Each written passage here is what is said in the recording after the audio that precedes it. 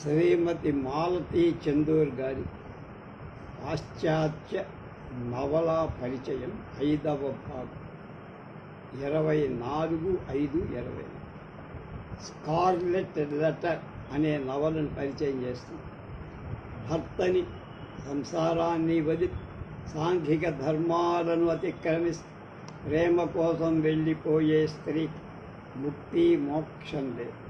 వివాహ బంధాన్ని ఏనాడైతే ఆమె మర్చిపోతుందో అదే ఆమె పతనానికి ప్రారంభం అంటాడు అనా కెరీనినాలో టాల్స్టాయ్.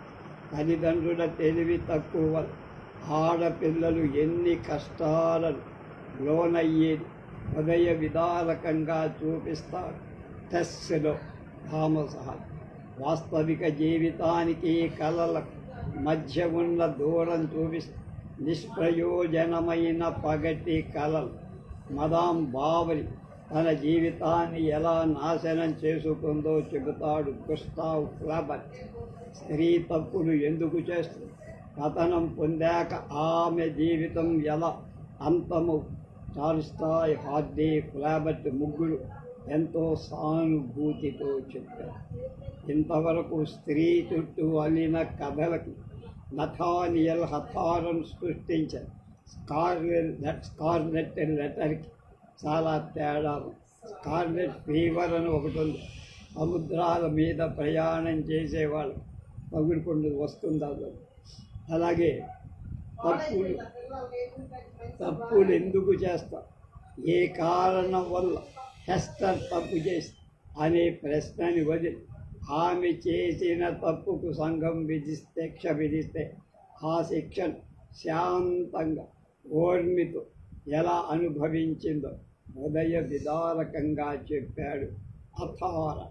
హెస్టర్ తన తప్పే కాక పురుషుని తప్పు కూడా తన భుజాల మీదే వేసుకొని కిమ్మనకుండా శిక్ష అనుభవి. నథానియల్ హథారన్ రచించిన స్కార్లెట్ లెటర్ నవలలో హెస్టర్ సంఘ దృష్టిలో పతి, పాఠకుల దృష్టిలో అబల, నిస్సహాయురాలైన స్త్రీ. కానీ హథారన్ దృష్టిలో ఈ రెండూ కాదు. ఆమె పురుషుడి కంటే ధైర్యవంతుడు. తన పట్ల అపచారం చేసిన పురుషుడు క్షమించగల విశాల హృదయం. తన మెడలో కట్టిన స్కార్లెట్ లెటర్ ధైర్యంగా గుండెల మీద కట్టుకు చుట్టూ ఉన్న మనుషులు విధించిన శిక్షను ఓర్పుడు అనుభవించగల సహనశీల. అందుకే మలిన చరిత్రకు చకనమైన స్కార్లెట్ లెటర్ని ఆమె మెడలో చూసి ప్రజలు ఏవగించుకోవటానికి భక్తి గౌరవాలు చూపటం నేర్చుకుంటారు. ఈ నవలలోని నాయకి హెస్టర్ని చూస్తే జాలి ఒకటే కాదు, ఆమె మీద గౌరవ పూజ్య భావాలు కూడా. ఇంతవరకు ఎందరో రచయితలు పడిపోయిన స్త్రీ మీద జాలి జుగుప్స కలిగేటట్లు నవలు రాశారు. కానీ హథారన్ సృష్టించిన పతిత మీద పూజ్య భావం కలు. హెస్టర్ గాథ 3 శతాబ్దాల వెనక కటి గాథ. 17వ శతాబ్దంలో అమెరికాలో న్యూ ఇంగ్లాండ్ రాష్ట్రం మెసాచ్యూసెట్స్ అంటారు ఒకానొక స్త్రీ జీవిత చరిత్ర ఆధారంగా తీసుకొని నథానియల్ హథారన్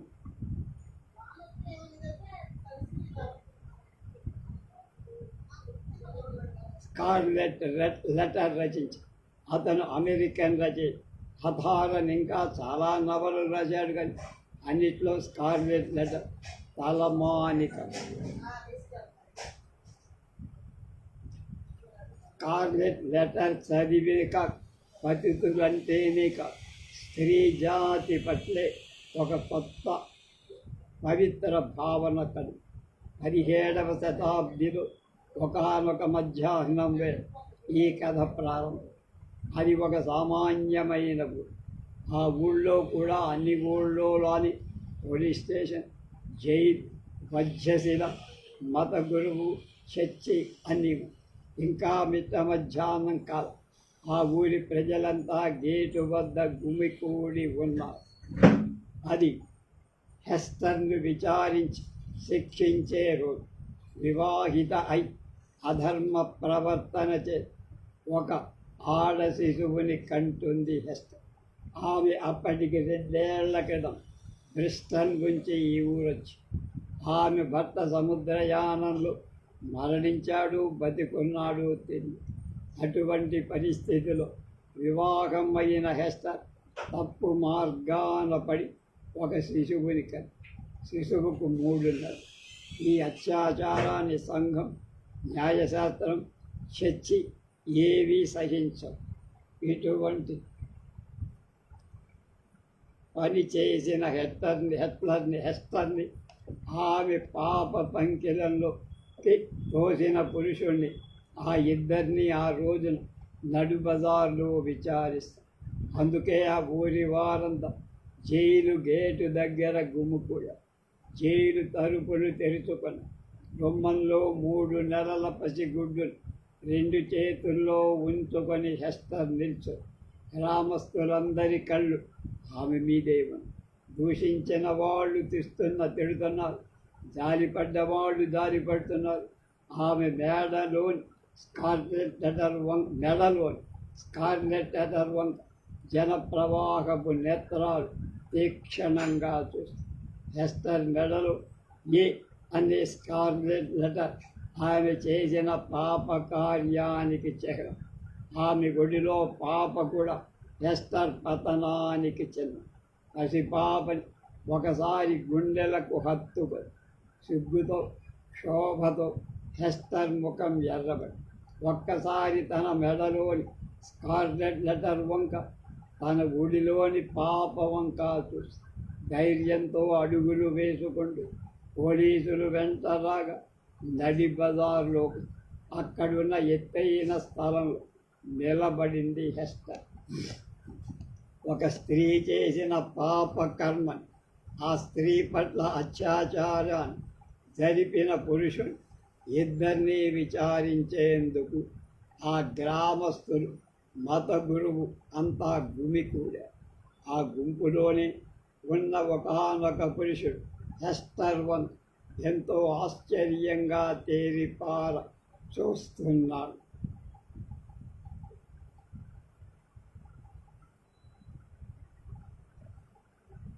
అతడు ఆశ్చర్యాన్ని అణుచుకోలేక పక్క మనిషిని ఈమె చేసిన నేరం ఏమిటి అని ప్రశ్న. పక్క మనిషి వివాహిత అయిన ఈమె భర్త దూరంలో ఉండగా తప్పు మార్గాల్లో పడి శిశువుని కన్నారు. అందుకు గ్రామస్తులు ఆమెకు శిక్ష విధించబోతున్నారు అని చెప్పారు. మరి ఆమెను పాప పంక్తిలంలోకి తోసిన పురుషుణ్ణి శిక్షించరా అని ప్రశ్నిస్తారు. ఆ ప్రాంతాలకు కొత్తవాడైన ఆ మనిషి ఇద్దరినీ శిక్షిస్తారు. మత గురువు సమక్షం గ్రామస్తుల ఎదురు తనకి అన్యాయం చేసిన పురుషుడి పేరు చెబుతాడు. అప్పుడు అతన్ని కూడా శిక్షిస్తారు అని సమాధానం చెబుతాడు పక్క. కానీ పక్క మనిషి అనుకున్న హెస్టర్ తన పాపపు తండ్రి ఎవరో చెప్పారు. తన నేరానికి ప్రజలు, మత గురు విధించే శిక్ష తనే అనుభవించడానికి సిద్ధము. కానీ ఆఖరికి మత గురువు బతిమాలినా కూడా ఆ పాపకి తండ్రి ఎవరో చెప్పు. గుంపులోని కొత్త మనిషిని చూసి హెస్టర్ గుర్తుపడుతుంది. ఆమె ముఖం వెలవెలపోతుంది. కొత్త మనిషిని మాట్లాడవద్దని నోటి మీద వేలు వేసుకొని సౌజ్ఞ చేస్తూ గుంపులో కలిసిపోతారు. 3 గంటల సేపు 3 నెలల పసిగుడ్డుతో నడి బజార్లు ఎత్తైన స్థలం మీద నిల్చుంటుంది హెస్టర్. అవమానాలు, నిందలు ఆమెకి అంతం. జైల్లోకి తిరిగి తీసుకువెళ్ళిన హెస్టర్ వైద్యం చేస్తాననే మిషతో కొత్త మనిషి ఆ సాయంత్రం జైల్లో ప్రవేశిస్తారు. కొత్త మనిషిని చూసిన హెస్టర్ పై ప్రాణాలు పైనే ఆమె పాపకి మందించి పాపకి తండ్రి ఎవరో చెప్పమని అడుగుతారు. హెస్టర్ అతని పేరు చెప్పను. తన ప్రియుని పేరు కూడా చెప్పకుండా ఎలా దాచిందో అలాగే తమ ఇద్దరి మధ్య ఉన్న బాంధవ్యం అంటే తన హెస్టర్కి భర్తనన్న విషయం కూడా బయటకు చెప్పవద్దని గుర్తించుకోండి. తమ బాంధవ్యం రహస్యంగా ఉంచినన్నాళ్ళు హెస్టర్ ప్రియుని పేరుకొని తను బయటకు రానివ్వనని మాట ఇస్తాడు. కానీ తన భార్య పట్ల ఎంతటి అపచారం చేసిన మనిషిని అతడు క్షమించాడు. అతనిపై మనసులో పగ పెట్టుకొని ఉన్నాడు. జైలు నుండి విడుదలైంది హెస్టర్. ఆమె గుండెల మీద ఎర్రని బట్ట మీద ఏ అనే అక్షరం బంగారు దారంతో ధగధగ మెరుస్తూ అన్ని వేళలా ఉండే అందంగా ఎర్రగా కొట్టొచ్చినట్లు ఆ ఏ అక్షరం ఆమె మలిన చరిత్ర గుడిసెలో పసిపాపతో గుండెల మీద చిహ్నమని మలిన చరిత్రకు చిహ్నం. ఊడిలో పసిపాపతో గుండెల మీద స్కార్లెట్ లెటర్తో హెక్టర్ ఊరికి దూరం చిన్న కుటీరంలో ప్రవేశించి పసిపిల్ల ఫ్రాంకులు నుంచి పెద్ద పెద్ద ఆఫీసరుల డ్రెస్సు దాకా హెస్టర్ చేతులతో తయారు చేసి కుట్టినవి. హెస్టర్కు సూది దారమే జీవనాధారం. పసిపాప ఆమె జీవితాన్ని ఆలంబం. స్కార్ఫ్ లెటర్ ఆమె జీవిత మాలిన్యానికి చిహ్నం. జైల్లో హెస్టర్ వద్ద తమ బాంధవ్యాన్ని రహస్యంగా ఉంచుతానని బాస తీసుకున్న హెస్టర్ భర్త రోజర్ అనే మారు పేరుతో ఆ ఊళ్ళోనే వైద్యుడిగా చలామణి అవుతుంది. ఇక్కడ హెస్టర్ గత జీవితాన్ని గురించి కొంత చెప్తారు.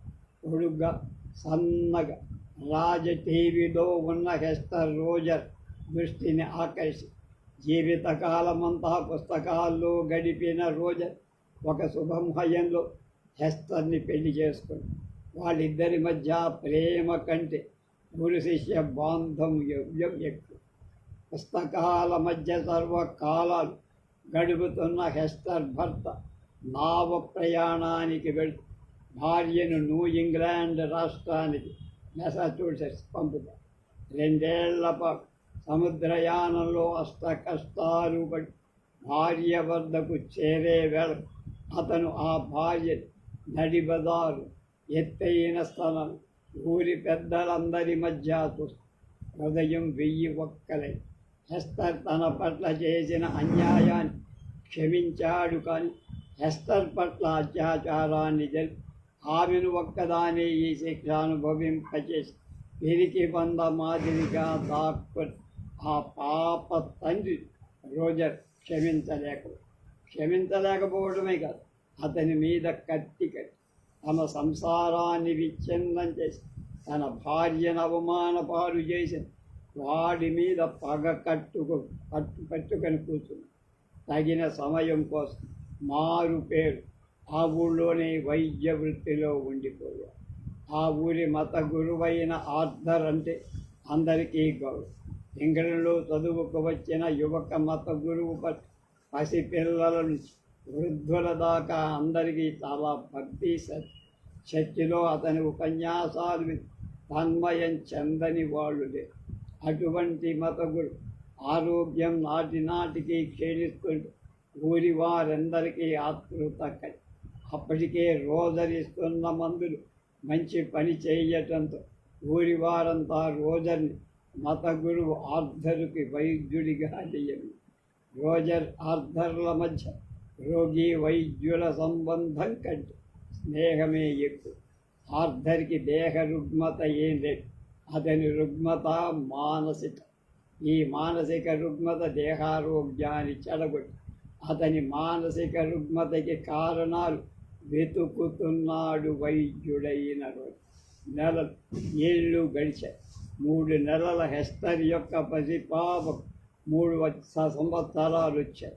ఆ పసిపాప అందం గాలి మాదిరి రివ్వున ఎగిరే ఆమె పరుగు చూసి ఊళ్ళు వాళ్ళంతా ఆశ్చర్యపోయి ఊరి వారికి కష్టకాలం పగలనక రాత్రనక సాయపడ్డ పసిపాప వృద్ధుల దాకా ఆమె చేతులతో తయారు చేసిన బట్టలు ధరించిన హెస్టర్ పాలిటి వెలి ఇంకా పోల ఊరి బయట ఏకాంతంగానే జీవిస్తోంది. ప్రపంచంలో ఆమెకి ఉన్న బంధువులు ఒక్కరే. ఆ ఒక్కరు తన పాప పెరల్. ఊరి వారికి హెస్టర్ తయారు చేసిన బట్ట పాత పనికి వచ్చిన ఆమె నేరాన్ని మటుకు వాళ్ళు మరవలేదు. తండ్రి ఎవరో తెలియని ఆ పాప పతితైన తల్లి వద్ద పెరుగుతుంటే దేవుడు నీతి నియమం ఇలాంటివి తెలియక పాప చెడిపోతుందని ఆమెని తల్లి దగ్గర నుంచి విడదీయాలని చూస్తాడు. కానీ మత గురువు ఆర్థర్మడు హెస్టర్ పక్షంలో పడి తల్లి బిడ్డలను విడదీయకుండా ఆపుతాడు. కాలం గడిచిన కొద్దీ ఆర్థర్ ఆరోగ్యం క్షమం బాగా క్షీణిస్తుంది. అతని హృదయంలోని గాయం రోజు రోజుకి పెరుగు. తనని అపర దైవంగా పుణ్యమూర్తి పూజించే ప్రజల్ని తను మోసగిస్తూ తన పాపానికి ప్రాయశ్చిత్తలే. ఈ మాటలు ప్రజల వద్ద ఎన్నిసార్లు చెప్పారు. వాడు అందులోని ఆంతర్యాన్ని గ్రహించలేకుండా ఉండిపోయాడు. ఆర్థర్ని మరీ ప్రేమించి మరీ గౌరవిస్తాడు. ఒకే ఇంట్లో 24 గంటలు పక్కన పడి అతని దేహ పరిస్థితిని చూస్తున్న రోజర్కి ఆర్థర్ యొక్క మానసిక ఆందోళన ఏమిటో ఆకలింపుకొస్తోంది క్రమంగా. కానీ అతని పాపానికి అతను అలా కృషించిపోవటమే కుంగిపోవటమే ప్రాయశ్చిత్తం అనుకో. పైపెచ్చు తన మాటలతో చేష్టలతో ఆర్థర్ని మాటికి హింసిస్తూ ఇలా 4 ఏళ్ళు గడిచాయి. అంటే హెస్టర్ పాప పెరల్కి 7 ఏళ్ళు వచ్చాయి. ఈలోగా ఊరు వారందరికీ హెస్టర్ని స్కార్లెట్ లెటర్తో చూడటం అలవాటైపోయింది. పేదవారి పట్ల రోగుల పట్ల ఆమె సేవ చూసిన ప్రజలు హెస్టర్ తప్పిదాన్ని మర్చిపోతూ ఉంటారు. కాలం అన్ని గాయాలని మాన్పిస్తుంది, అన్ని తప్పుల్ని క్షమిస్తుంది. కానీ మానసిక గాయానికి మందు మాకులే. రోజులతో పాటు అది వృద్ధి చెంది ఆర్థర్కి ఆనాటి కంటికి నిద్ర దూరమైపో. పగలు రాత్రి తను చేసిన పాపం తను వెంటాడు. ప్రజలందరి ముందు తన పాప కృత్యాన్ని విడమర్చి చెప్పే మానసిక ధైర్యం అతడిగా కనుక ఒకనాటి రాత్రి నిద్రకు దూరమై ఈ మానసిక ఆందోళన భరించలే అర్ధరాత్రి వేళ ఆర్థర్ నడి బజార్లో ఎత్తైన ప్రదేశం వద్దకి వచ్చి ఆ ప్రదేశంలో నిలబడ్డా. అర్ధరాత్రి ఆకాశంలోని నక్షత్రాలు చుట్టూ మంచు చలిగాలి ఈ భయంకర ప్రకృతి మధ్య ఆర్థర్ తన నేరాన్ని ఒప్పుకుంటూ అడుగుల తప్పుడికి తలెత్తి చూశాడు. ఆ దారి వంటే అర్ధరాత్రి హెస్టర్ పెరల్ వెళుతున్నా. హెస్టర్ అర్ధరాత్రి దాకా మృత్యుముఖంలో ఉన్న రోగికి సేవ చేసి ఇంటికి వెళ్తూ 4 రోడ్ల మధ్య నిల్చున్న ఆర్థర్ని చూస్తుంది హెస్టర్. నా పెరల్ ఇటు రండి, భగవంతుడి వద్ద నా తప్పు ఈ రాత్రి ఒప్పుకుంటానని పిలుస్తుంది. ఆర్థర్ 7 ఏళ్ల బట్టి ఆర్థర్ని దూరంగా నుంచే తప్ప దగ్గరగా చూడని హెస్టర్ అతనిలోని మార్పుకు ఆశ్చర్యపో. పారిపోయిన చెక్కి గొంటలు పడ్డ కళ్ళలోని ఆ బాధ చూసి ఆమె హృదయం ద్రవించిపో. తన గుండెల మీద ఉన్న స్కార్లెట్ లెటర్ కంటే దారుణమైంది ఆర్థర్ హృదయ ఆందోళన. అర్ధరాత్రి నక్షత్రాల కింద హెస్టర్ ఆర్థర్ వారి పాప ఫలం పెరల్ని దూరాన్నించి రోజా చూస్తారు. దగ్గరకు వచ్చి ఆర్థర్ని ఇంటికి తీసుకుని ఏ నేరస్తుడికై ఇన్నాళ్ళు వెతుకుతున్నా అతడు ప్రత్యక్షంగా పట్టుబడి అతన్ని మానసికంగా చిత్తరవదకిన అప్పుడు కానీ రోజర్కి తృప్తి లేదు. ఓ కప్పు కింద ఇద్దరు స్నేహితుల్లాగా బతుకుతారు, కానీ వాళ్ళిద్దరూ స్నేహితులు కాదు, విరోధం. ఒకడు డాక్టరు, ఒకడు రోగి. ఈ విషయం హెస్టర్కి తెలుసు. రోజర్ యొక్క పగ తాతు పాము పగ. అతడు ఆర్థర్ని సర్వనాశనం చేస్తే కానీ వద. కనుక ఆర్థర్ని రోజర్ వద్ద నుంచి తప్పించాలి. 7 ఏళ్ల నాడు తన పాపానికి ప్రాయశ్చిత్తం నడి రోడ్డు మీద పొందానని, స్కార్లెట్ లెటర్తో తనకు పాప పరిహారం అయిందని హెస్టర్ ఆసు అనుకుంది. కానీ తన పాప పరిహారం ఇంకా కాదు. తమ నేరానికి ప్రాయశ్చిత్తం తన ముందే ఆర్థర్ సర్వనాశనం అవుతుంటే హెస్టర్ చూసి ఊరుకోలేక ఆ తర్వాత రోజర్ని కలుసుకొని ఆర్థర్ని అతని పాటుకు అతన్ని వదిలేయమని ప్రార్థిస్తుంది. కానీ రోజర్ తన పగ సాధించటమే లక్ష్యంగా పెట్టుకుని అతను ఆర్థర్ని నీడలా వెంటాడి హతమారుస్తాడు. అందులో అతనికి రాక్షసానందం. హెస్టర్ ప్రార్థన తోచిపుచ్చాడు రోజర్. హెస్టర్కి గత్యంతరం లేదు. 7 ఏళ్ల తరువాత మత గురువైన ఆర్థర్ని తన ప్రియుడు అరణ్యం మధ్యలో కలుసుకుంటూ రోజర్ స్నేహితుడు కాడని, పక్కలోని బల్లెమని చెబుతాడు. ఆర్థర్కి నోట మాటల మానసికంగా దైహికంగా అతని వార్ధక్యం వచ్చి దారి తెన్ను కనపడదు. ఈ వెలి నుంచి, ఈ మనుషుల నుంచి దూరాలకి పారిపోదామని హెస్టర్ అతని వేడుకొని అందుకు ఆర్థర్ ఒప్పుకోడు.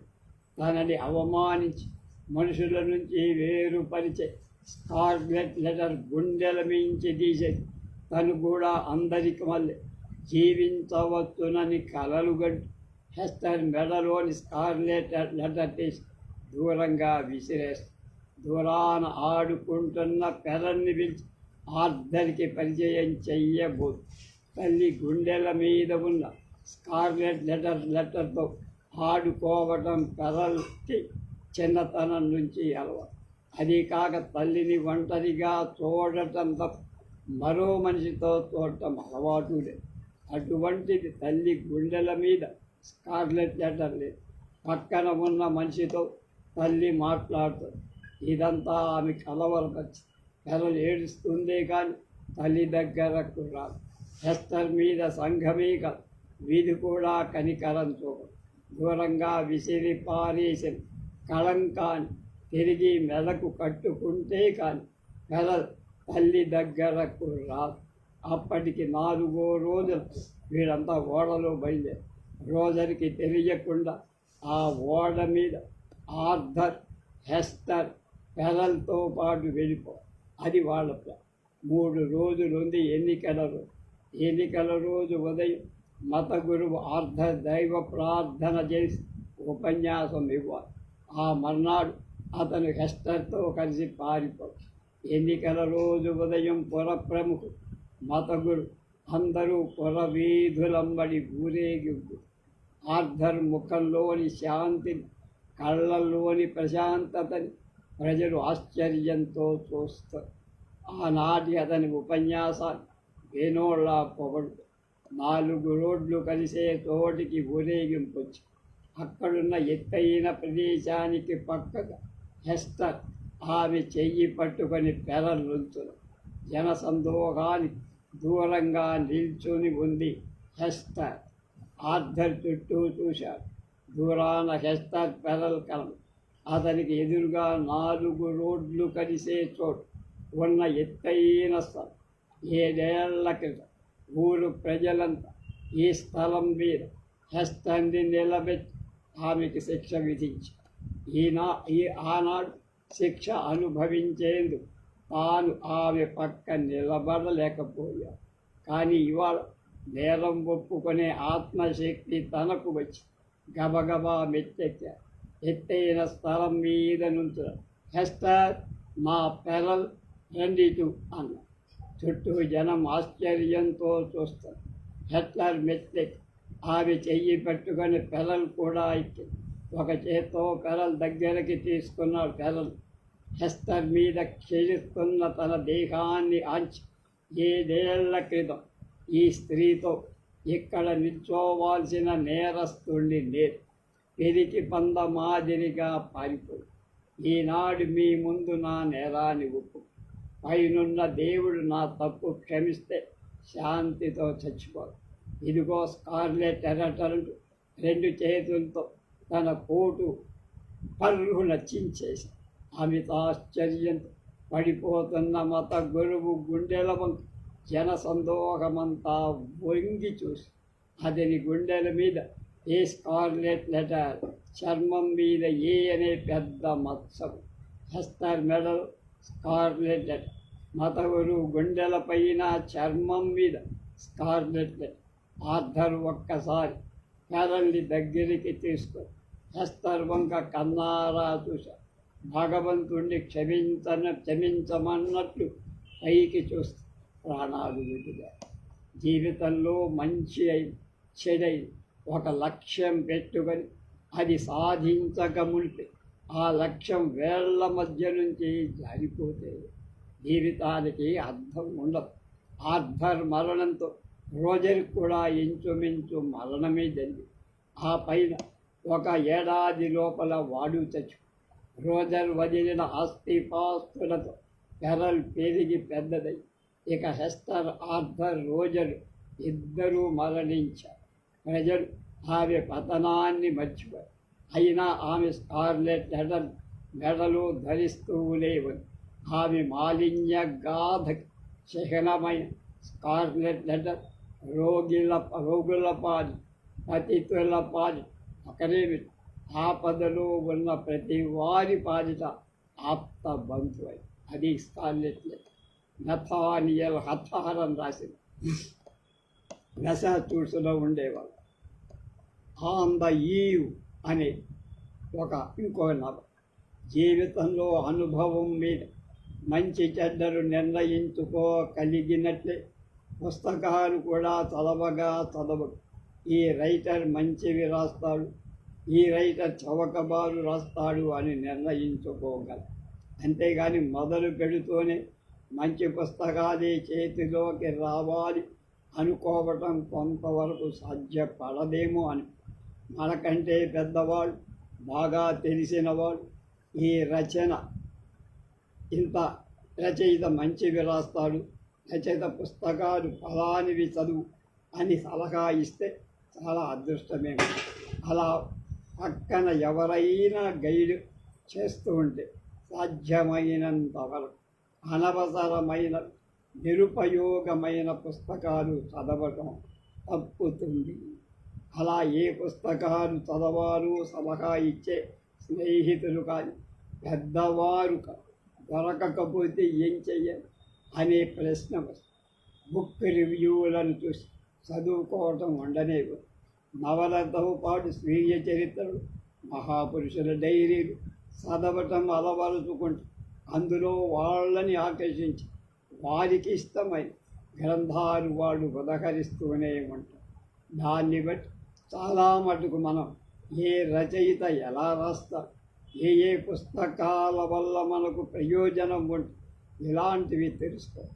స్వీయ చరిత్రలు, డైరీలు వీటిల్లోనే కాక కొన్ని నవలలలో కథానాయిక చేత కానీ నాయకుడి చేత కానీ వాళ్ళు చదువుకున్న పుస్తకాల గురించి మాట్లాడిస్తాడు రచయిత. అలా చదువుతున్న పుస్తకాలలో ఉదహరించిన గ్రంథాల పేర్లు కనుక ఎప్పటికప్పుడు నోట్బుక్లో రాసుకుంటే ఆ పైన ఆ పుస్తకాలు మనం తెప్పించుకొని ప్రత్యేకంగా చదువుకోవచ్చని మాలతీ చందూరు మనకి హితవు చెప్పు. ఈ మాదిరి ఒక రచయిత తను రాసే నవలలో కానీ స్వీయ చరిత్రలో కానీ ఉదహరించిన గ్రంథం ఎంతైనా మామూలు వాటి కంటే పై స్థాయిలోనే. అలా ఉదహరింపబడిన గ్రంథాలు చదివి నేనింతవరకు ఎప్పుడూ నిరాశ చెందలేదంటోంది మాలతీ చందూరు. ఎందుకంటే ఆ రచన సర్వసాధారణమైంది. అయితే మరో రచయిత ఉదహరించడు కదా. అది మామూలు కంటే ఉన్నతమైనప్పుడే ఒక రచయిత మరొక రచయిత తన నవలలోకి రాస్తారు. ఇంతంతా ఎందుకు రాస్తున్నాడంటే, కొన్నాళ్ల క్రితం నేను ఒక రోజు ఫౌంటైన్ అనే నవల చదివా. ఆ నవలలో కథానాయకుడు నాయిక తుర్జెనీవ్ రచించిన ఆన్ ది ఈవ్ అనే నవల గురించి చర్చించుకోవటం జరిగింది. ఫౌంటైన్ నవల మర్చిపోయాను, కానీ ఆన్ ద ఈవ్ పేరు మటుకు నన్ను వెంటాడటం మొదలుపెట్టి 6 నెలల క్రితం ఆ నవల నాకు దొరికింది, చదివా. చాలా బాగుంది. ముఖ్యంగా మన భారతీయ సంప్రదాయాన్ని, మన స్వాతంత్ర సమరాన్ని చాలా దగ్గర అతి సన్నిహితంగా తోచింది నాకు. రష్యన్ సాహిత్యం అనగానే టాల్స్టాయ్, డాస్టోవెస్కీ, గోర్కీ మొదలైన వాళ్ళు వ్యక్తికి వస్తారు. టాల్స్టాయ్, డాస్టోవెస్కీ, గోర్కీ వీరందరి మధ్య తుర్జెనీవ్ స్థానాన్ని మర్చిపోరు. టాల్స్టాయ్, డాస్టోవెస్కీ రష్యాలోని 2 వర్గాల్ని చూపిస్తారు. ఈ 2 వర్గాలకు మధ్య ఆ 2 వర్గాలకు చెందని మరో కొత్త రకం మనుషుల్ని చూపిస్తాడు తుర్జెనీవ్. అతని రచనలు చదువుతుంటే ఏవో అతి మార్ధవమైన విషయాలు తెలుసుకున్నట్లు ఉంటుందే, కానీ డాస్టోవెస్కీలా ఫిడేల్ మన చెంప మీద కొట్టినట్టు అనిపించదు. తుర్జెనీవ్ 1818లో జన్మించారు. బాగా ఉన్న కుటుంబంలో పుట్టి బాగా చదువుకొని అందమైనవ. డాస్టోవెస్కీ ఇతన్ని గురించి ఒక చోట ఇలా రాశాడు: కవి, సమర్థుడు, మంచి తెలివి గలవాడు, అందమైనవాడు, ధనవంతుడు, తెలివైనవాడు, సంస్కారం ఉన్నవాడు. ప్రకృతి అతనికి ఇవ్వనిదేమీ లేదు. అన్ని సుగుణాల్ని అతనికి బంగారానికి సువాసన అబ్బినట్టు అటువంటి సర్వగుణ సంపన్నుని రచనలు ఎంత మార్ధవంగా ఉంటాయో అతను ఆ జన్మ బ్రహ్మచారి. ఒకానొక వివాహిత గాయనీమణిని ప్రేమించి ఆమె సంసారం ఎక్కడికెడితే వాటితో పాటు తన మకాం కూడా మార్చుకుంటూ ఉండేవాడు. అతను చాలా గ్రంథాలు రాశాడు. అందులో Rudin, first love, Liza, fathers and sons పేర్కొనదగిన. ఫాదర్స్ అండ్ సన్స్ తండ్రులు కొడుకులు తెలుగులో కూడా అనువాదం. ఆయన రచనలన్నిటిలో ఆన్ ద ఈవ్ పాఠకుల్ని ఎక్కువగా కదలిస్తుంది. నా మటుకు నాకు అతని రచనల అన్నిటిలో ఆన్ ద ఈవే చాలా బాగుంది అని ఈవిడ మాలతి అంటారు. తుర్జెనీవ్ 1883లో ప్యారిస్లో చనిపోయారు. అతని రచనలు ఏవి దొరికినా చదవండి, కానీ అన్నిటిలో ముఖ్యం ఆన్ ద ఈవ్ మటుకు తప్పకుండా చదవండి అని మనకి హెచ్చరిక. 16-18 ఏళ్ల కన్నెపడసు రోజులన్నీ కలలతో గడిచిపో. పెళ్ళి కాని ఆ కన్య కలలన్నీ అతి మార్ధవంగా ఆదర్శంతో నిండి ఉంది. ముందు రాబోయే అనుభవాలన్నీ పూలనే జ్ఞాపకానికి తెస్తాయనే తప్ప ముళ్ళను జ్ఞాపకానికి అటువంటి లేమబ్బు తొనకల్లాంటి కలలు కంటూ ఆ వేసంగి గడుపుతోంది 20 ఏళ్ల ఎలినా తల్లిదండ్రులు ఒక్కగానొక్కకు పెద్ద జమీందారులు కాకపోయినా ఉన్న కుటుంబంలోంచి వచ్చిన ఆ తల్లికి ఆస్తి బాగా ఉంది. ఆ ఆస్తి పాడవకుండా చూసుకుంటూ తన విలాసాలకు కాస్తో కూస్తో ఖర్చు పెడుతూ ఉంటాడు తల్లి. ఈ ఎలినా తల్లి బలహీనంగా ఎప్పుడు ఏదో ఒక జబ్బుతో బాధపడు. మొదటి నుంచి ఎలీనా విచిత్రమైన పిల్ల అంటూ ఉండేవాళ్ళు ఇంట్లో. ఎక్కువ మాట్లాడేది కాదు. 16 ఏళ్ల దాకా హాస్టల్లో ఉండి చదువుకొని ఆ తర్వాత ఇంటికి. ఎలీనాకు నోరు లేని జంతువులన్న, అనాథలన్న అమితమైన ప్రేమాజాలు. ఆమెకు పిట్టలు, కుక్కలు, పిల్లులు, పేదవారు స్నేహితులు. ఎలీనా తల్లి వైపు బంధువు పావెల్కు స్నేహితుడు యాండ్రీ. Pavel Silk. అతను ఎలీనా ఇంట్లోనే ఉంటున్నాడు. అతని చదువు సంధ్యల విషయం ఎలీనాయే చూసుకుంటాడు. పావెల్కి స్నేహితుడు యాండ్రీ మాస్కో యూనివర్సిటీ పట్టభద్రుడు. పావెల్ కోసం ఎలీనా ఇంటికి వస్తున్న యాండ్రీ క్రమక్రమంగా ఎలీనాతో స్నేహము. మాస్కోకు దగ్గరలో ఉన్న పల్లెలు ఆ వేసంగి గడుపుతున్నారు ఎలీనా. వాళ్లతో పాటు ఆ పల్లెలో విడిగా మరో ఇంట్లో ఉంటున్నాడు యాండ్రీ. ప్రతిరోజు ఎలీనా ఇంటికి వస్తూ ఉండేవాడు. పావెల్ యాండ్రీ ఎలీనాలు తోటలో తిరుగుతూ పుస్తకాల గురించి, పక్షుల గురించి, ప్రకృతి గురించి మాట్లాడుతూ ఉండేవాడు. అది నాజుగ్గా ఎగిరిపోయి లేత ఆకులా ఉంది. ఎలీనా సౌందర్యాన్ని ఇద్దరు స్నేహితులు ఆరాధిస్తారు. వారిద్దరి మనస్సులలో ఎలీనా మీద ఏవో కమ్మటి భావాలు, కానీ ఆ భావాలను ఇద్దరు మాటల్లోకి మార్చి బయటపడి ఎలీనా కూడా మిత్రులిద్దరికి స్నేహానికి అడ్డురాల. ఎలీనాకు పావెల్ మీద ఎటువంటి అభిప్రాయం లేదు. నవ్వుతూ తొళ్ళుతూ కోతి చేష్టలు చేసి ఇతరులను నవ్వించే పావెల్ను చూస్తే ఎలీనాకు ఇష్టం. అంతేకాని అతనంటే ప్రేమలు. కానీ యాండ్రీ విషయంలో మాత్రం ఆమె హృదయం ఒక నిర్ణయానికి రాలేక అతనంటే అభిమానం. అతనితో మాట్లాడడంలో ఏదో ఆనందం, సంతృప్తి కలుగు. అది ప్రేమ ఏమో ఆమెకే తెలియదు. యాండ్రీ ఎలీనాతో ప్రపంచంలో ఉన్న అన్ని విషయాలు మాట్లాడే. చనిపోయిన తన తండ్రి గురించి, తన తండ్రి రచన పుస్తకం గురించి, ఇలా ఒకటేమి తన స్నేహితుల గురించి అన్ని విషయాలు ఎలీనాతో రోజులు మాట్లాడుతూనే ఉంది. ఎలీనా ఈ కబుర్లని ఉత్సాహంతో వినేదే కానీ అలాంటి సంభాషణలు తన స్నేహితుడు డిమిత్రీ గురించి చెప్పాడు యాండ్రీ. డిమిత్రీ ఎవరు? డిమిత్రీ లాంటి వాడు సామాన్యులు కాదు. వారి జీవితంలో జీవించడంలో ఒక లక్ష్యం కలదు. అతను అందరికీ మళ్ళీ మాస్కోలో చదువుకొని ఆ పైన ఉద్యోగం చేసుకునేందుకు వెళ్ళాలి. డిమిత్రీ బల్గేరియా దేశం. బల్గేరియా రష్యాను ఆనుకొని ఉన్న దేశం. ఇండియా బర్మా లాగా రష్యా బల్గేరియా దగ్గర ఉంటుంది. అప్పటికి అంటే ఈ కాలం నాటి బల్గేరియా స్వతంత్ర దేశం కాదు. టర్కీ దేశస్థుల పరిపాలనలో దాస్య శృంఖాలతో నానా అగచాట్లు పడుతున్న బల్గేరియా నుంచి వచ్చిన వాడు డిమిత్రీ.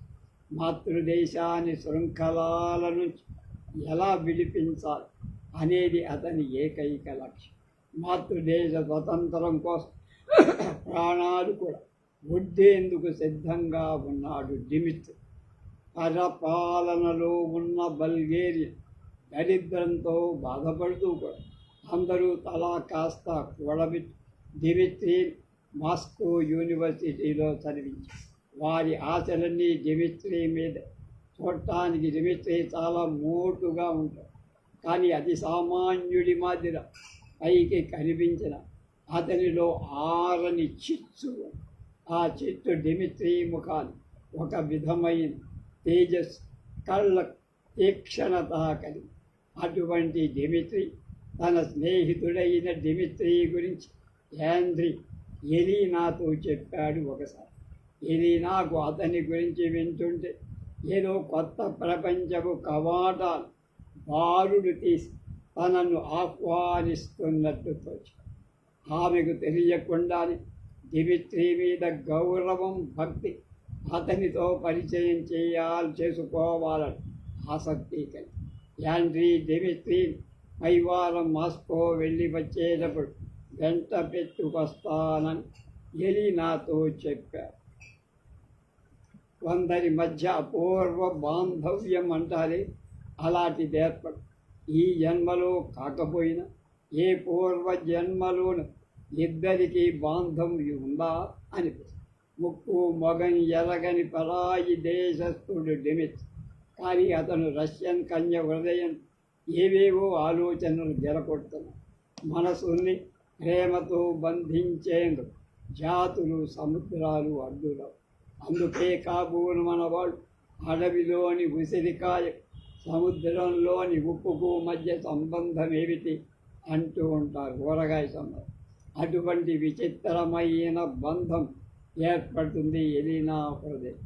పరాయి పాలనలో ఉన్న ఏ దేశ ప్రజలైనా నానా అగచాట్లు పరాయి వారైన టర్కులు బల్గేరియన్ ప్రజల పట్ల అమానుషంగా ప్రవర్తిస్తారు. వారి అత్యాచారాలు ఎన్నెన్నో సంసారాలు ఆహుతై. అటువంటిదే డిమిత్రీ సంసారం. డిమిత్రీ తండ్రి డబ్బున్న వర్తక.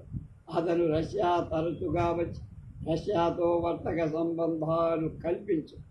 బల్గేరియా స్వతంత్ర దేశమైన నాడు అందరి జీవితాలు సాఫీగా హాయిగా జరిగాయి. బల్గేరియా టర్కుల చేతిలోకి బల్గేరియన్ల ఇక్కట్లు ప్రారంభం. డిమిత్రీకి 7 ఏళ్ల వయసప్పుడు అతని తల్లి అమాంతం మాయమై వెతగ్గా ఒక వారం రోజుల తర్వాత ఆమె కళేబరంది. ఈ ఘాతుక చర్య ఒక టర్కిష్ ఉద్యోగిందని తెలుసుకున్న డిమిత్రీ తండ్రి ఆ ఉద్యోగిని హతమార్చ ప్రయత్నిస్తాడు. టర్కిష్ ఉద్యోగి గాయాలతో తప్పించుకున్నాడు. కానీ డిమిత్రీ తండ్రి వాడు టర్కిష్ ప్రభుత్వం వదలలేదు. అతన్ని తుపాకి గురి చేసి 6 ఏళ్ల పాటు డిమిత్రీ రష్యాలో ఉంటున్న మేనత్త దగ్గర పెరిగి పెద్దయ్యాక అతని హృదయం మాతృదేశం కోసం అలమటి బల్గేరియా చేరారు. టర్కీ ప్రభుత్వం డిమిత్రీని మర్చిపోవడం. తమ ఆఫీసును చంపబోయిన వర్తకుడి కొడుకు రాజద్రోహి. అందుకు ప్రభుత్వం అతన్ని వెంటాడు. 2-3 సార్లు ప్రాణాలు కోల్పోయేటంత స్థితి దాకా తెచ్చుకొని 2 గాయాలతో తిరిగి రష్యా చేరారు. తన తల్లిదండ్రులకు తన దేశానికి తీరని అపకారం చేసిన టర్కులను డిమిత్రీ నిద్రలో కూడా మరిచిపోయేవాడు. వాళ్ళని ఓడించి బల్గేరియా నుంచి తరిమయ్య. అప్పుడు కానీ అతనికి మనశ్శాంతి పడు. అంతవరకు సుఖం, ఆనందం, ప్రేమ ఇవేమీ అతనికి దగ్గరికి రావు. వాటన్నిటికంటే దూరంగా కఠిన నియమాలతో జీవితం గడువు అతనితో జీవితం. అటువంటి దీక్షాపరుడి గురించి అతనితో పరిచయం చేసుకోవాలి. కుతూహల పడుతుంది 20 ఏళ్ల ఎలీనా. కలలు కనే ఎలీనా. యాండ్రీ డిమిత్రీ ఎలీనా ఇంటికి తీసుకొచ్చి ఆ వేసంగి యాండ్రీతో పాటు గడిపేందుకు ఒప్పుకొని డిమిత్రీ ఆ పల్లెటూరు వచ్చి మొదటిసారి చూసినప్పుడు ఎలీనా అతని మాటల్లో కానీ ప్రవర్తనలో కానీ ఏం తేడా ప్రత్యేకంగా చాలా మొహమాటంగా అతి తక్కువగా మాట్లాడాడు డిమిత్రీ. వారాలు గడిచాయి. ఒకరోజు డిమిత్రీ ఎవరికీ చెప్పకుండా మాయమై 3 రోజులకు కానీ తిరిగి రాదు. అతను ఎందుకు వెళ్ళాడు, ఎక్కడికి వెళ్ళాడు అందరికీ కుతో. ఎలీనా తిరిగి వచ్చిన రోజున అతను ఎలీనా ఇంటికి వచ్చేవాడు. ఎలీనా ఒంటరిగా ముందు తోటలో అప్పుడు చెబుతాడు అతడు ఆ 3 రోజులు ఎక్కడికి వెళ్ళింది. రష్యాలో కొందరు బల్గేరియన్లు ఉంటున్నారు. వాళ్లకు అప్పుడప్పుడు చిన్న భేదాభిప్రాయాలు వస్తాయి. 2 బల్గేరియన్లు ఏవో చిన్న డబ్బు విషయంలో తగాదాలు పడుతుంటే డిమిత్రీ వాళ్లకు తీర్పు చెప్పి పరిష్కారం చేయాలి. అది స్వల్పమైన ఆ డబ్బు పరిష్కారం కోసం అతను 3 రోజుల ఖాళీ నడకన వెళ్ళి రావటం విని ఎలీనా ఆశ్చర్యపోయి అతని స్వజాతి మీద ఉన్న అభిమానాన్ని, ప్రేమ ముగ్ధురాలు. ఆనాడు తోటలో తన ప్రయాణం గురించి ఎలీనా వినిపించినప్పటి నుండి వాళ్ళ ఇద్దరి మధ్య ఒక విధమైన చనువ్య. డిమిత్రీ తన మాతృదేశాన్ని గురించి, టర్కులు తమకు చేస్తున్న అత్యాచారాల గురించి గంటలు చెప్పు. మాతృదేశం పేరు చెప్పగానే అతని కళ్ళు ప్రకాశంతో మెరిసే, ముఖం ఎర్రబడి అతనిలోని ఈ ఆవేశాలు ఎలీనా భయపడేది, జాలిపడేది. క్రమంగా డిమిత్రీ ఎలీనాల మధ్య స్నేహం అభివృద్ధి చెందుతుంది. యాండ్రీ ఎలీనాకు దూరం అవుతుంది. డిమిత్రీ రాక ఎక్కువ అవుతుంటే యాండ్రీ రాక తగ్గి. ఎలీనాకు డిమిత్రీతో పరిచయం వృద్ధి అయిన కొద్దీ అతని మీద భక్తి, అపేక్షలు ఎక్కువ. ఎలీనా ఎటువంటి కలలతో కాలం ఆ కలలు నిజమవు. ఈసారి ఎలీనా తను డిమిత్రిని ప్రేమిస్తున్నానా లేదా అనే సందేహం కలగ. తను అతన్ని ప్రేమిస్తుంది. అందుకే మనసు నిర్మలంగా, ప్రశాంతంగా, హృదయం ఆనందంతో తను డిమిత్రిని ప్రేమిస్తోంది. డిమిత్రిని ప్రేమిస్తున్నానని డైరీలో రాసుకుంది ఎలీనా. ఆ మర్నాడు ఎప్పటి మాదిరి డిమిత్రి రాదు. యాండ్రీ వచ్చి ఏదో భయంతో గుండె ఆగినట్టు ఎలీనా యాండ్రీ వంక ప్రశ్నార్థకంగా చూసి అప్పుడు చెబుతాడే, నెల్లాళ్ళు ఉందామని వచ్చిన డిమిత్రి అకస్మాత్తుగా మాస్కో వెళ్ళిపోతున్నాడని. కారణం ఎంత గుచ్చి అడిగినా జవాబు చెప్పడం లేదు. ఎలీనాకు మూర్ఛ వచ్చినంత వరకు అతను ఎందుకు వెళ్ళిపోతున్నాడు ఆమెకేం అర్థం కాదు. అందుకు కారణం యాండ్రీయే సూచనప్రాయంగా చెప్పి.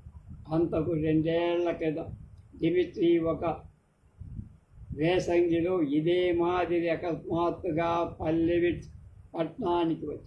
ఎందుకంటే అతను అందరు యువకుల మళ్ళీ స్వేచ్ఛా జీవిక. అతని దేహం, మనసు అన్ని మాతృదేశ బంధ విముక్తికై అంకితమయ్యాయి. అటువంటి తన ఒక రష్యన్ కన్యను ప్రేమించటానికి అర్హత లేదు. అందుకని తను ఆమె నుంచి దూరంగా వెళ్ళిపోతున్నాను అంటాడు డిమిత్రి. ఇప్పుడు కూడా అదే కారణమేమో అన్నాడు యాండ్రీ మాటలు ఎలీనా హృదయంలో ఆరిపోతున్న ఆశలు ఎగదోసి ఆనందంతో భయంతో ఊగిసలాడిపో. ఆ మర్నాడు డిమిత్రి వచ్చి అతను వచ్చే వేళకు ఇంట్లో అతిథులు ఎలీనా తిరిగి తనను మరోసారి కలుసుకోమని అడిగిన వాగ్దానం ఇవ్వకుండా వెళ్ళిపో. ఆ రోజు డిమిత్రి వెళ్ళిపోతాడు. ఆ ఉదయం అంతా అతని కోసం ఎదురు చూసింది. డిమిత్రి రాల. ఎలీనా మనసు పరిపరి విధాలకు తన ప్రేమ నిష్ఫలమవుతుందా? అలా ఎన్నటికీ కాకూడదు. ఎలీనా మొండి ధైర్యంతో డిమిత్రి వెళ్ళే దారులు పాడుపడ్డ చర్చిలో నుంచి డిమిత్రి ఎలీనా తలవంచుకు భారంగా అడుగులు వేసుకుంటూ వెళ్ళిపో. దడదడలాడి గుండెతో వణికే పెదవులతో అస్పష్టంగా డిమిత్రి అని పేరు పెట్టి 20 ఏళ్ళ తన హృదయం విప్పి చెప్పుకునేందుకు వర్షం వెలిసాక వచ్చిన నీరెండల నిల్చొంది బంగారు కన్నెల ఎలి. డిమిత్రి పిరికువ అంటే జీవితం పట్టానిక ప్రేమ అమాయి కానీ కూడా లేని పరాయి దేశస్థ కులీనుల పిల్ల ప్రేమించి తన సర్వస్వం వదిలి ప్రపంచం మూలలకైనా వస్తానంటుందని డిమిత్రి కలలో కూడా అనుకోలేదు. ఎలీనా తన హృదయాన్ని విప్పి చెప్పి డిమిత్రి తన అదృష్టాన్ని విశ్వసించలేక. కానీ నిరుపేదకు పెన్నిది దొరికి మణిలాంటి ఎలీనా తన హృదయ పేటికలో దాచు. ఆ పాటుపడ్డ ఆలయంలోనే ఇద్దరూ తాము భార్యాభర్తలమని భాష చేసు. ఆ క్షణం నుంచి ఎలీనా దేశం బల్గేరియా కానీ రష్యా కాదు. ఇంతటితో కథ అయిపోయిందనుకోకండి. పెళ్ళైపోయి సుఖంగా ఉండటంతో అంతమయ్యే కథలు వేరు. ఇది అలాంటిది కాదు. కులీనది ఇంట్లోంచి వచ్చింది ఎలి, ఒక్కగానొక్క కొద్ది. అటువంటి అప్పుడు తల్లిదండ్రులు పరాయి దేశస్థుడైన డిమిత్రికి ఇవ్వటానికి ఒప్పుకుంటారా? ఒప్పుకో. వాళ్ళని ఎదిరించి అయినా డిమిత్రిని వివాహం చేసుకొని బల్గేరియాకు వెళ్ళిపోయేందుకు దృఢ నిశ్చయం చేసుకుంది ఎలీనా. డిమిత్రి మాస్కో వెళ్ళిపోయాడు. అతను తనకింక అదృష్టం కలుగుతుందని కలలో కూడా అంటాడు. ఎలీనా అతని ఉదయంలో ప్రేమ జ్యోతి వెలుగు. వేసంగి వెళ్ళిపోయి ఎలీనా వాళ్ళు మాస్కో వచ్చేశారు. డిమిత్రి మాతృదేశం వెళ్ళిపోవటానికి తొందరపడుతున్నాడు. అక్కడి రాజకీయ పరిస్థితులు విప్లవ వీరులు అనువుగా ఉన్నాయి. డిమిత్రి వెళ్ళిపోవాలంటే ఎలీనాను వివాహం ఆడి ఆమెను తీసుకెళ్లాలంటే పాస్పోర్టుగా. ఈ విషయాలన్నీ కనుక్కునేందుకు మాస్కోకు దూరంగా ఉన్న ఒక లాయర్ ఇంటికి వెళ్ళాడు. వెళ్ళేటప్పుడు బాగానే ఉంది. వచ్చేటప్పుడు పెద్ద వర్షంలో కొన్ని మైళ్ళు నడిచి తన రూమ్ చేరు. అంతే 3 నాటికి కానీ కళ్ళు తెర. డిమిట్రీ దగ్గు పడి ఉన్నాడని యాండ్రీ అతని చేస్తాను పరిచర్య కోసం వచ్చాడు. ఒక వారం రోజుల మృత్యువుతో పోరాడాడు, బయటపడ్డాడు. అతను కోలుకునే వేళ్లకు నెల్లాడు. తన సర్వస్వం తన కాబోయే చావు బతుకులో.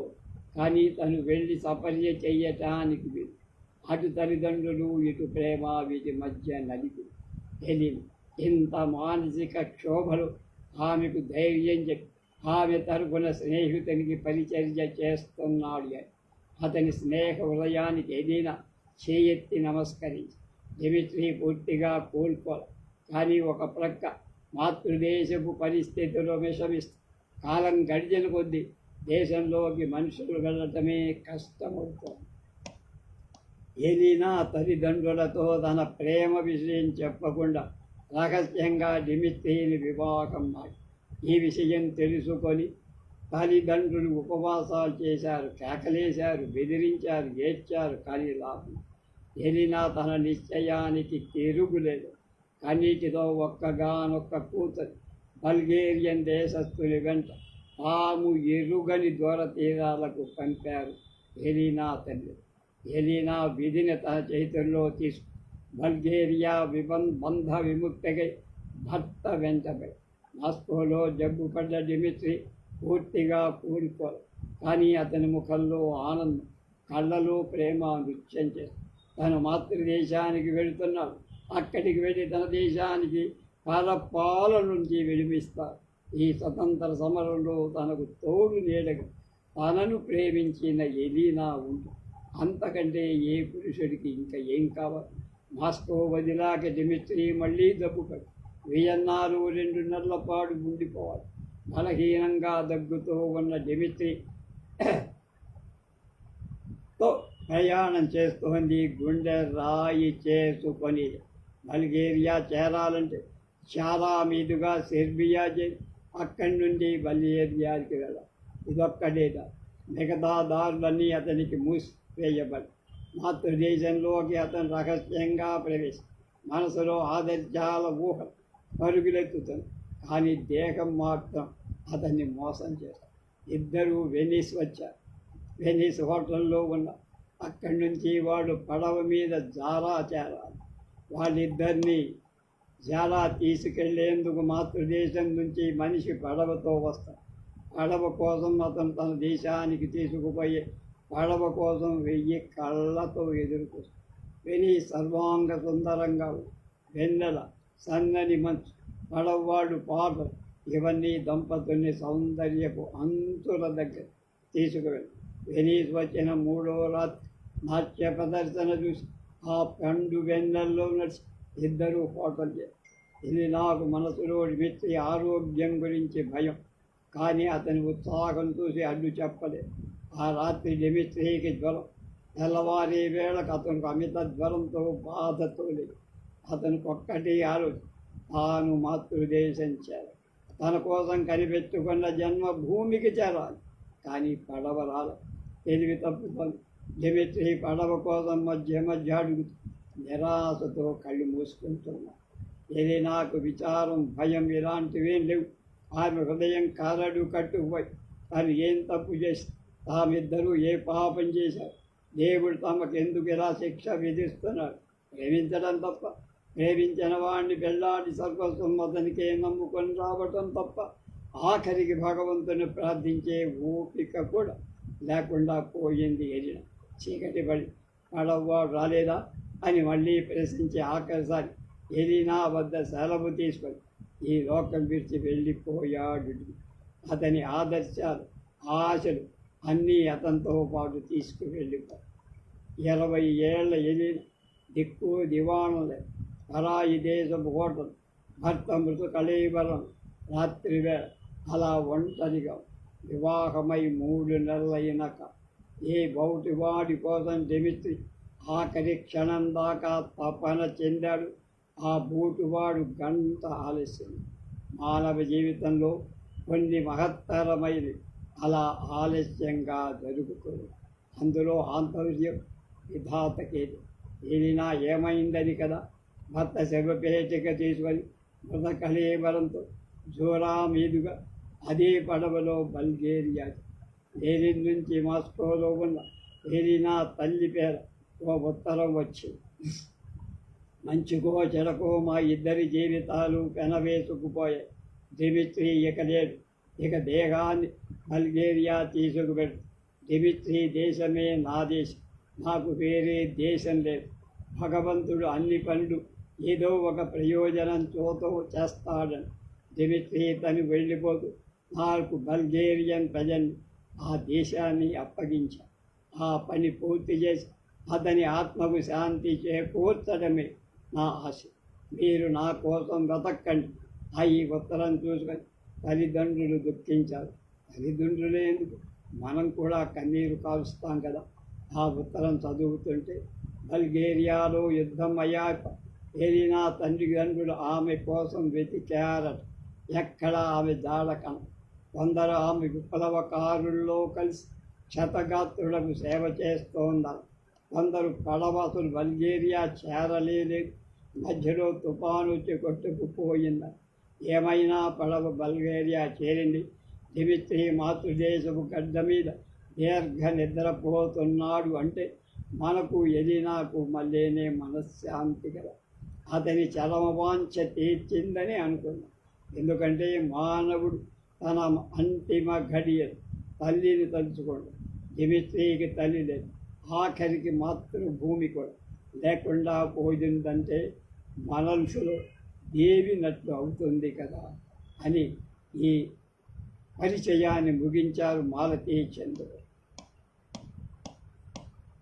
Rape of human bondage Somerset ma'am రాసినటువంటి నవల. దాని గురించి తెలుసుకుందాం.